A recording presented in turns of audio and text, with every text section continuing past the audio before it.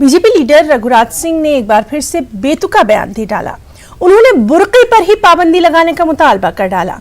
उनका कहना है कि हमारे मुल्क में बुर्के की आड़ में दहशतगर्द घुस जाते हैं। उन्होंने कहा कि जब लक्ष्मण जी ने सूर्पनखा की नाक और कान काटा था उस वक्त उसने बुर्का पहना हुआ था, तब से ही बुर्का पहनने की रिवाज शुरू हो गई।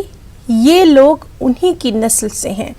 तो एक और बेतुका मुतनाज़ बयान बीजेपी लीडर रघुराज सिंह का। आपको भी कहूंगा देश की सरकार से, क्योंकि बुरखा पे प्रतिबंध लगाना चाहिए, क्योंकि बुरखा के बेस में आतंकवादी घुस जाते हैं हमारे देश में, इसलिए बुरखा पे भी प्रतिबंध लगना चाहिए। श्रीलंका में लगा हुआ है। जो बुरखा का सिस्टम जो निकला वो अरब देश से निकला है, क्योंकि कान और नाक उनके जब लक्ष्मण जी ने काटे तो उन्होंने बुरखा धारण करके ताकि उनका चेहरा छुपा रहे, इसलिए ये बुरखा पहनते हैं ये लोग, क्योंकि दैत्यों के वंशज हैं। दैत्यों के वंशज ही बुरखा पहन सकते हैं, आम आदमी बुरखा नहीं पहनेगा। और नाज़रीन, चलिए इस पर मजीद बातचीत के लिए हम सीधे रुख करेंगे अलीगढ़ में मौजूद हमारे नुमाइंदे कामरान का। कामरान, एक बार फिर से बिल्कुल बेतुका बयान सामने आया है। क्या बुर्के से ज्यादा अहम चीजें नहीं है? तालीम है, सेहत है, बेरोजगारी है, बहुत सारी चीजें और है। उस सब के बावजूद इस तरह के बयानात का सामने आना, क्या कुछ तज्जिया है अभी वहां पर? लोग क्या कुछ कह रहे हैं? जी है ना, अलीगढ़ मुस्लिम यूनिवर्सिटी का मामला हो या ये हालिया मामला हो, मुसलसल पिछले तकरीबन 6 महीने से हम ये देख रहे हैं कि बेतुके बयान देकर सस्ती शोहरत हासिल करने के लिए रघुराज सिंह कोशिश में लगे हुए हैं। हाल ही में इन्होंने एक बयान दिया था जिसके अंदर ये कहा था कि अलीगढ़ मुस्लिम यूनिवर्सिटी के अंदर ही उन छात्रों की हम कब्र खोद देंगे जो मुल्क मुखालिफ नारेबाजी करते हैं। उसके अलावा अलीगढ़ मुस्लिम यूनिवर्सिटी को बंद करने का मामला हो, अगर थोड़े दिन पहले हम जाएं तो इन्होंने एक बयान दिया था जिसके अंदर उन्हें हनुमान जी को ठाकुर बताया था। तो इस तरह के अजीब व गरीब बयान देना और फिर ये हालिया बयान बुर्के को लेकर इसकी सख्त अल्फाज में मजम्मत की जा रही है हर तबके की जानिब से, और लोग ये कह रहे हैं कि इस तरह के बयानों की हिंदुस्तान के अंदर कतई जरूरत नहीं है। वहीं जहां तक इन्होंने ये बयान दिया है तो ये कहीं ना कहीं इनकी जो है वो नफरत है जो मुसलसल सामने आती है, जो इनकी एक जहनियत है उसकी अक्कासी करती है, क्योंकि इनके बयानों से यहाँ के जो लोकल हमारी बीजेपी के लीडरान हैं वो भी कहीं ना कहीं इत्तेफाक नहीं करते हैं। पिछले भी जब साबिता दिनों में इन्होंने बयान दिए थे तो उसकी यहाँ के लोकल लीडरान ने मजम्मत की थी, मगर उसके बावजूद इस तरह के बयानात का सिलसिला इनका जारी रहता है और हाल जो इनका बयान है वो किसी भी काबिल कबूल नहीं है। जी ना जी कामरान, आपने बिल्कुल सही कहा कि अब लोगों के पास इतना वक्त ही नहीं है कि वो इस तरह के बेतुके बयान जो है वो सुने। तालीम तरक्की की जानिब आखिर कोशिश क्यों नहीं की जाती है? आपसे ये भी जानना चाहेंगे कि रघुराज सिंह ने ये बयान कहाँ पर दिया है और किस मौके पर उन्होंने ये बेतुका बयान दिया? देखिए, अलीगढ़ नुमाइश के अंदर एक प्रोग्राम हो रहा था, उसके अंदर इन्होंने ये बयान दिया है जो किसी शायद जो लोकल तंजीम है यहाँ की हिंदुवादी तंजीम, उसकी जानिब से एक प्रोग्राम मुनक्किद किया गया था। उसके अंदर इनको बतौर मेहमान खुसूसी बुलाया था, वहां इन्होंने ये बयान दिया और ये गुज़िश्ता रोज दिया हुआ बयान है जो मुसलसल वायरल हो रहा है और उसको तमाम सोशल मीडिया पे इसकी मजम्मत की जा रही है। और अभी हालिया तौर पे हमारी इनसे अभी बात हुई है कुछ देर पहले, तो ये अपने बयान पर कायम है। इनका ये कहना है कि बुर्का हिंदुस्तान के लिए किसी भी कीमत पर काबिल कबूल नहीं है। हिंदुस्तान के अंदर दीगर ममालिक की तरह बुर्के के ऊपर बैन होना चाहिए, क्योंकि इसकी आड़ में दहशतगर्दी होती है और बुर्के की आड़ में जितने गलत काम हो रहे हैं वो होते हैं। तो ये इनका वाज़ेह तौर पर इल्जाम है जो इसकी किसी भी कीमत में कोई तरदीद नहीं कर सकता और हर आदमी इसकी मजम्मत कर रहा है। जी कामरान, इल्ज़ाम तो लगा सकता है, कोई भी लगा सकता है, आखिर जमहूरियत है हिंदुस्तान में और इस तरह के बेतुके बयानात पर अब तवज्जो भी नहीं दी जा रही है। आपसे जानना चाहेंगे क्या अभी तक किसी तंजीम, किसी शख्स या एडमिनिस्ट्रेशन की जानिब से कोई कार्रवाई? अभी तक इस तरह की कोई कार्रवाई नहीं हुई है, मगर समाजी तंजीमों के जो नुमाइंदगान हैं वो इसकी मुसलसल मजम्मत कर रहे हैं। कहीं ना कहीं लोग ये भी कह रहे हैं कि अगर हिंदुस्तान के अंदर बुर्के के ऊपर बैन लगने की बात होती है तो फिर उससे पहले घूंघट के ऊपर बैन लगना चाहिए, क्योंकि जो हिंदुस्तान की तहजीब है, जो सकाफत है, अगर उसके ऊपर हमला होगा तो फिर वो पूरी तरीके से उसको नाफिज करना चाहिए। तो ये एक उनका बयान पहली तौर पर तो कोई इसको संजीदगी से नहीं लेता, मगर जिस तरह के आज हालात हैं उन हालात में इस बयान को मुसलसल सोशल मीडिया के ऊपर चलाया जा रहा है, दिखाया जा रहा है और एक नफरत की सियासत इस बयान के जरिए फिर से शुरू करने की कोशिश की गई है अलीगढ़ के अंदर।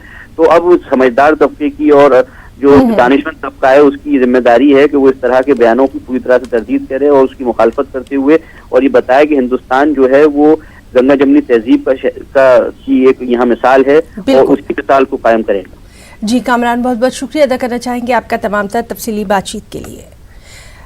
आगे बढ़ेंगे। एएमयू में हंगामे में पुलिस के जरिए 123 तलबा की निशानदही की खबरें गुज़िश्ता दिनों मंजर आम पर आई थी। इसके बाद एएमयू के प्रॉक्टर प्रोफेसर मोहम्मद वसीम अली ने मज़कूरा खबरों को बेबुनियाद करार दिया। उन्होंने मीडिया से बातचीत में कहा कि हमारी पुलिस के आला अफसरान से बात हुई और इस तरह की कोई कार्रवाई की ही नहीं गई। बारे में सुबह ही जैसे हमने भी अखबार में सुना और एक आध फ़ोन भी आ गए, फ़ौरन हमने कांटेक्ट किया और हमारे वाइस चांसलर साहब ने भी जो पुलिस एडमिनिस्ट्रेशन है उनसे बात किया और फ़ौरन हमने उसका जवाब ही दिया कि ये जो न्यूज़ आई है कि 123 लोगों को एएमयू बवाल के सिलसिले में चिन्हित किया गया है वो बिल्कुल फेक न्यूज़ है, कोई इसकी ऑथेंटिसिटी नहीं है और डिस्ट्रिक्ट पुलिस एडमिनिस्ट्रेशन ने इसको बिल्कुल क्लेरिफाई कर दिया है कि ऐसा कुछ नहीं है। अगर 123 मान लीजिए, अगर आप जैसा कि आप कह रहे हैं उसके हिसाब से भी अगर देखा है तो किसी का नाम नहीं, बस एक खाली फिगर दिया गया है कि इस तरीके से चिन्हित किया गया है। अगर चिन्हित किया गया होता तो नाम देते, तो ये इटसेल्फ कंट्राडिक्टरी है कि ये ऐसा कुछ नहीं है। हमने इसलिए नहीं कोई किया क्योंकि एक ऑलरेडी कमेटी, गुप्ता कमेटी बनी हुई है, ह्यूमन राइट कमीशन की टीम आई थी, वो पूरा इन्वेस्टिगेशन कर रहे हैं, हाई कोर्ट में भी मामला चल रहा है। इसलिए अब इंडिपेंडेंट कोई हमारे लेवल पे कोई इंक्वायरी करने की कोई बात नहीं बनती, it will not be appropriate, तो इसलिए हमने कोई ऐसा कुछ नहीं किया। अब we are waiting for the report. और नाज़रीन, जैसा कि हमने आपको बताया कि बीजेपी लीडर रघुराज सिंह ने अलीगढ़ नुमाइश में एक बेतुका बयान दिया है। बुर्क़े पर पाबंदी लगाने की उन्होंने बात कही है, कई बेतुकी तावीलें उन्होंने पेश की हैं। हम सीधे रुख करेंगे बीजेपी लीडर कमर अली साहब का, जो कि इस वक्त हमारे साथ फोन लाइन पर मौजूद हैं। कमर अली साहब, क्या इस तरह के बयानात देकर सुर्खियों में बने रहना मकसद है या वाकई में इस तरह की बातें जो हैं वो किसी भी तरह कारामद समझी जा सकती हैं? क्या कुछ कहेंगे कमर अली साहब? देखिए, अभी उनका बयान मैंने देखा नहीं है, अभी आप लोगों के द्वारा संज्ञान में लाया गया है। देखिए, माननीय प्रधानमंत्री जी ने हमेशा ये फरमाया है, हमेशा ये कहा है कि हम सबके साथ सबके विकास के एजेंडे पे काम कर रहे हैं और सबका विश्वास मेरे ऊपर है। तो ऐसी कोई अभी जानकारी हम लोगों को नहीं है, ना हमारी गवर्नमेंट का कोई ऐसा फैसला है, जब कोई ऐसी चीज है ही नहीं हमारी गवर्नमेंट की तरफ से। क्योंकि माननीय प्रधानमंत्री जब कोई बात कहते हैं तो मुझे लगता है वही बेहतर होता है। माननीय प्रधानमंत्री जी, माननीय राष्ट्रीय अध्यक्ष जी, माननीय गृह मंत्री जी और माननीय मुख्यमंत्री जी, तो इस तरह के जब वो बात करते हैं तो मुझे लगता है कि कोई कानून बनेगा या कुछ ऐसा होगा, ऐसा कोई संज्ञान मामला अभी तक है नहीं। कमर अली साहब, अगर आप वो बयान सुनना चाहें तो हम आपको सुना सकते हैं। उन्होंने जो कुछ कहा है वो हमारे पास मौजूद है। जी नहीं, मैंने अभी तक बयान नहीं सुना, मैंने आपसे। ठीक है, तो ठीक है, हम गुजारिश करेंगे अपने पीसीआर पर्सन से कि वो एक बार ये बयान सुना दे ताकि कमर अली साहब तक भी ये बात पहुंच जाए। चाहिए क्योंकि बुरखा के बेस में आतंकवादी घुस जाते हैं हमारे देश में, इसलिए बुरखा पे भी प्रतिबंध लगना चाहिए।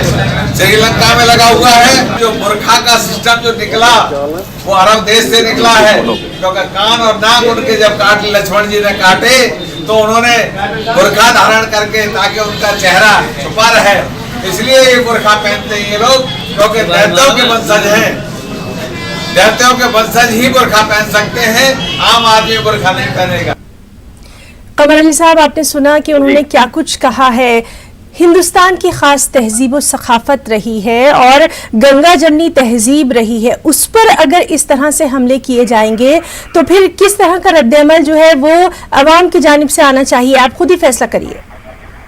नहीं, देखिए, हमने आपसे पहले भी कहा, मैं फिर कह रहा हूँ कि माननीय प्रधानमंत्री जी ने हमेशा वक्त वक्त पे एक बात कही है कि जो लोग ऐसे बयान देते हैं उनको अपना संयम रखना चाहिए। और माननीय प्रधानमंत्री जी, माननीय राष्ट्रीय अध्यक्ष जी के अभी तक कोई कार्रवाई नहीं की गई, कार्रवाई नहीं की गई अभी तक। माननीय प्रधानमंत्री जी ने हमेशा संज्ञान लिया है, कोई भी छोटी बात हो या कोई बड़ी बात हो। आपने देखा कि कार्रवाई हुई है, चाहे रक्षा कमेटी से लोगों को हटाने की बात हुई हो, पिछली कैबिनेट में जो लोग थे कुछ बोले अल्पसंख्यकों के बारे में, तो देखा आपने अपनी आपकी कैबिनेट माननीय प्रधानमंत्री जी ने उनको नहीं लिया।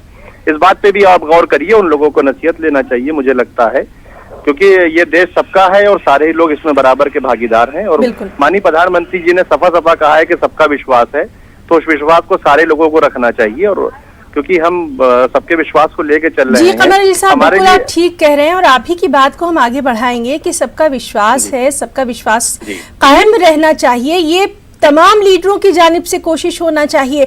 लेकिन आए दिन जब इस तरह के बयानात सामने आ रहे हैं, कई बार खुद हम आपसे पूछ चुके हैं, कहीं ना कहीं अब तो कोई गाइडलाइन आनी चाहिए, कोई डर, कोई खौफ होना चाहिए कि भाई अगर हम इस तरह का बयान देंगे तो उसके खिलाफ ऐसी कार्रवाई होगी। वो क्यों नहीं अभी तक देखा जा रहा? देखिए, मुझे लगता है कि माननीय प्रधानमंत्री जी ने, माननीय राष्ट्रीय अध्यक्ष जी अमित शाह जी रहे, उन्होंने भी कार्रवाई करी। अब माननीय हमारे जेपी नड्डा जी राष्ट्रीय अध्यक्ष जी हैं, वो कार्रवाई करते हैं और आपने नजीर भी मैंने आपके सामने पेश करी।